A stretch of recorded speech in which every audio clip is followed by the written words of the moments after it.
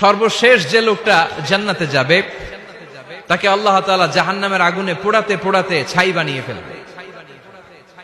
আল্লাহ বলবেন, জিব্রাইল যাও একটু দেখো, একটা মাত্র সেজদা দিয়েছে আমাকে, এরকম কাউরে পাওয়া যায় কিনা। বাটি চালান দিয়ে দেখো পাওয়া যায় কিনা। খুঁজে খুঁজে কাউরে পাবে না। আল্লাহ বললেন আবার দেখো, খুঁজে খুঁজে একজনকে পাবে, সামান্য ইমানের ছিটে ফোঁটা তার অন্তরে ছিল। আল্লাহ বলবেন যেহেতু ছিটে ফোঁটা আছে, অনেক মায়ের খাইছে, ওকে বের করে জাহান্নাম থেকে বের করে একটা নির্ধারিত দূরত্বে রেখে দাও। রেখে দেয়া হবে, কিন্তু জাহান্নামের আগুনের লেলিহান শিখাতে তার গা ঝলসে যাবে। সে আল্লাহর ডেকে বলবে, মাবুদ তোমার কাছে আমি কিছু চাই না,